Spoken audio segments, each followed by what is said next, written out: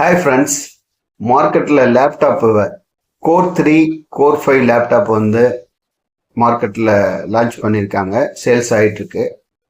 இந்த core 3யும் core i3 13th ஜென்னும் ஒரே performance கொடுக்குமா அப்படின்னா கொடுக்காது. Core i3 13th laptop performance core 3ல கொடுக்காது.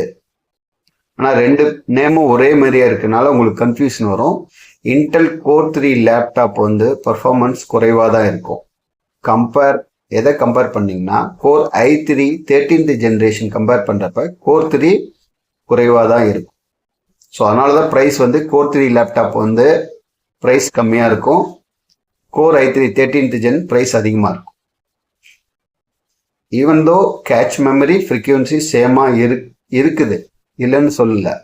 ஆனால் ஒரே ஒரு டெக்னாலஜியில் இன்டெல் டீப் லேர்ன் பூஸ்ட் டெக்னாலஜின்னு ஒன்று இருக்குது.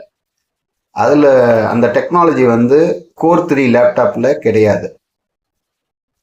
ஸோ அது ஏஇ ஒர்க்லோடெலாம் அந்த டெக்னாலஜி இருந்தால் ஏஇ ஒர்க்லோடினுடைய இன்ஸ்ட்ரக்ஷன்லாம் மைக்ரோ ப்ராசஸர் வந்து படிக்கும். ஸோ அந்த ஆப்ஷன்ஸ் கோர் 3 லேப்டாப்பில் இல்லை. பட் மற்ற அப்ளிகேஷன்லாம் ஒர்க் பண்ணலாம். ஒரு எம்எஸ் ஆஃபீஸ், இன்டர்நெட்லாம் ஒர்க் பண்ணிக்கலாம், டேலி ஒர்க் பண்ணிக்கலாம், மற்ற சாஃப்ட்வேர்லாம் ஒர்க் பண்ணிக்கலாம். பட் ஏஇ பேஸ்டு, அதாவது பேசிக்காக ஒரு ஏஇ பேஸ்டு அப்ளிகேஷன்ஸ்லாம் அந்த இன்ஸ்ட்ரக்ஷன்லாம் கோர் 3 லேப்டாப் படிக்காது. அந்த மைக்ரோ ப்ராசஸரில் அந்த டெக்னாலஜி கிடையாது.